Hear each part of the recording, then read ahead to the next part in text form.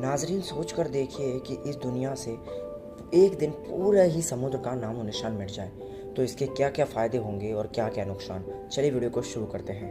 हमारी धरती का 71% हिस्से पर समुद्र फैला हुआ है। इनमें दुनिया के मौजूद कुल पानी का 97% हिस्सा समंदर में है। समंदर के जानवर कहते हैं कि इनमें 1.35 अरब क्यूबिक किलोमीटर पानी मौजूद है। अब तक इंसान ने समुद्र के केवल 5% हिस्से को ही खंगाला है। समंदर हमारी पृथ्वी पर जीवन का सबसे बड़ा स्रोत है। यहीं से धरती पर जिंदगी के विकास की बुनियाद पड़ी थी। अब तक समुद्र में मौजूद जीवों की 30 लाख हजार प्रजातियों का पता लगाया जा चुका है, लेकिन जानकार कहते हैं कि चूंकि हमने अब तक समुद्र का केवल 5% हिस्सा ही खंगाला है, तो इसमें मौजूद जीवों की प्रजातियों की संख्या 20 लाख से भी ज़्यादा हो सकती है। समुद्रों से ही दुनिया का मौसम तय होता है। बारिश होती है, गर्मी पड़ती है, अंतरिक्ष में चारों तरफ सिर्फ काला रंग ही दिखता है। इसमें सबसे अलग दिखती है हमारी धरती। नीली हरी धरती का ये रंग समंदर की वजह से ही। लेकिन क्या हो अगर अचानक एक दिन दुनिया से समुद्रों की अस्तित्व ही खत्म हो जाए। एक मोटे अंदाजे के मुताबिक करीब 4 करोड़ लोगों की रोजी समंदर से चलती है।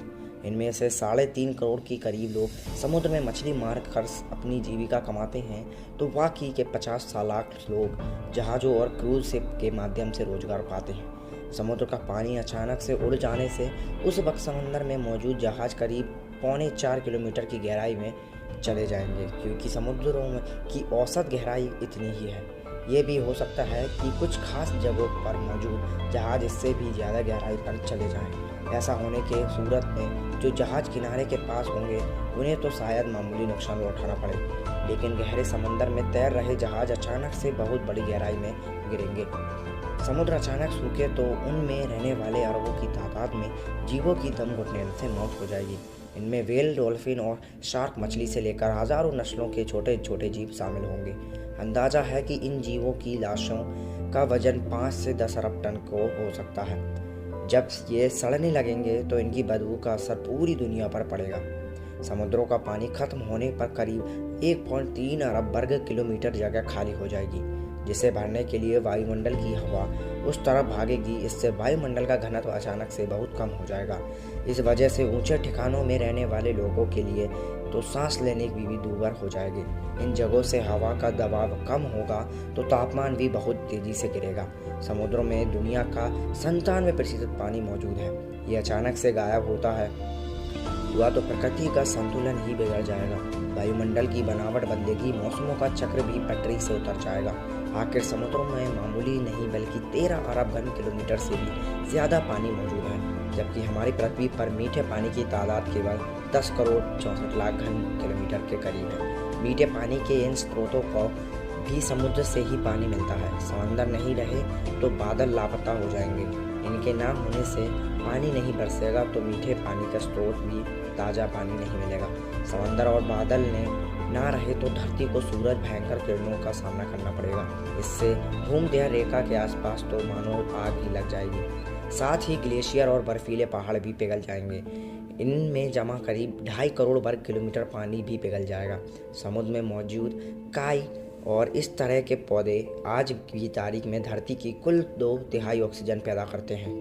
वे वायुमंडल में मौजूद कार्बन को भी सोखते हैं। समंदर ना रहे तो ये पौधे भी खत्म हो जाएंगे। इससे धरती पर ऑक्सीजन की मात्रा अचानक से कम हो जाएगी और कार्बन डाइऑक्साइड की तादाद में बड़ी तेज़ी से बढ़ेगा। बारिश नहीं होगी तो हरियाली कम होगी। तापमान बढ़ेगा तो प्रेरी ठुंडा और दूसरे बड़े जंगलों में भयंकर आग लग जाएगी। इनसे और कार्बन ऑक्साइड पैदा होगी और ऑक्सीजन कम होगी। समंदर खत्म होने के खाने पीने के संसाधनों की भारी कमी हो जाएगी। बचे हुए इंसानों में से इसके लिए झगड़े होंगे तो ताकतवर होगा वो इन सीमित संसाधनों का उपयोग कर लेगा। कुल मिलाकर हालात ऐसे बनेंगे कि हमारी धरती भी बहुत ही से ग्रह की तरह जीवन के लायक नहीं रह जाएगी। तब शायद कुछ छोटे छोटे बैक्टीरिया और दूसरे ऐसी जीव धरती पर बचेंगे। लंबे समय तक बिना समुद्र के रहने पर धरती के पहाड़ों का आकार बढ़ जाएगा, क्योंकि उनका आकार घटाने वाले ग्लेशियर, बारिश और हवा की तुरसी मौजूद ही नहीं होगी। जो गर्म हवा होगी उसी की वजह से धरती बेहद बदरंग हो जाएगी, कुरूप हो जाएगी। तब अजीब आकार की चट्टानें और पहाड़ ही दिखेंगे। बर्फ और समंदर की पानी न होने से धरती ऊपरी परत पतली हो जाएगी इससे ज्वालामुखी विस्फोट हो जाएगा और बार बार होने लगेंगे। इससे धरती का वजन घट जाएगा। ऐसे ही हालात बने रहे तो दसियों लाख बरस बाद सूरज का चक्कर लगाने वाली धरती की कक्षा भी बदल जाएगी। तब पृथ्वी सूरज से दूर चली जाएगी और यहाँ भयंकर ठंड पड़ने लगेगी। अगर आज की वीडियो आपको पसंद आई हो तो वीडियो को एक लाइक कर देना। फिर मिलते हैं अगली वीडियो में, तब तक के लिए बाय बाय।